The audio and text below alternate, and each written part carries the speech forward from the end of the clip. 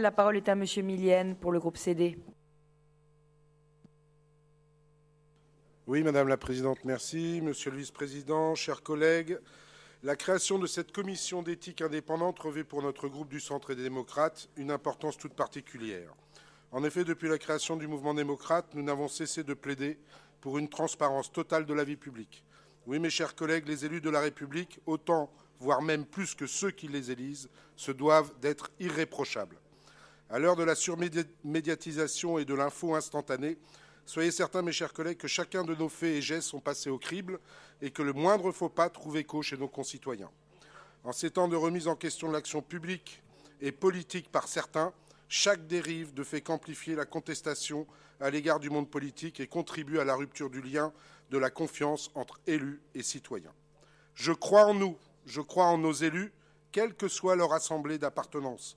De l'élu rural maire à temps plein pour défendre son village, au ministre œuvrant pour le bien commun de notre pays.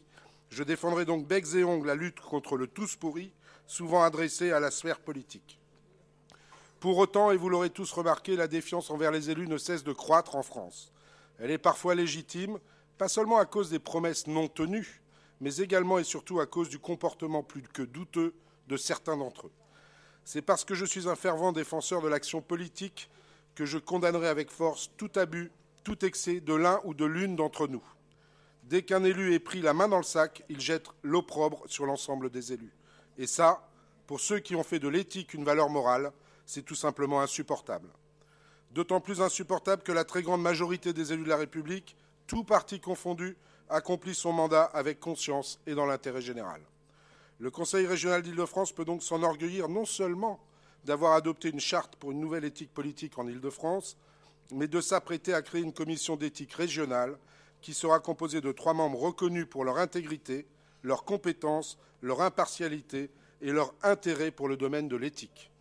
Je profite de l'occasion pour saluer le travail effectué par la commission du règlement, qui a revu à plusieurs reprises sa copie dans le souci de doter cette nouvelle commission éthique de statuts ambitieux et pragmatiques.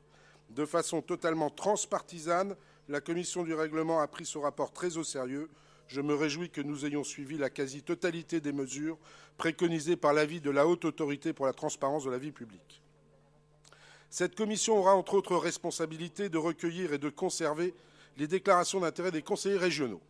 À ce propos, nous savons tous ici que ces déclarations d'intérêt ne sont pas prescriptives. Je suis désolé, c'est difficile à dire. Mais je vous prie, mes chers collègues, d'être exemplaires en la matière et de remplir ce document avec la plus grande sincérité. Il en va de la crédibilité de chacun des conseillers régionaux de cet hémicycle. Ne tendez pas le bâton pour vous faire battre. Vous savez parfaitement que les lanceurs d'alerte sauront parfaitement débusquer ceux qui n'auront pas rempli cette déclaration et ne manqueront pas d'en communiquer la liste à la presse avec les connaissances que vous connaissez tous, jetant un peu plus de discrédit sur la classe politique. Transparence, intégrité, responsabilité et éthique, je crois que nous devons au moins cela aux Franciliens. J'appelle donc à ce que l'ensemble des groupes politiques, l'ensemble des conseillers régionaux prennent cet engagement moral très au sérieux. Nous avons ici l'opportunité de redorer un peu le blason de la politique française, faire de la politique autrement, renouer avec les Français.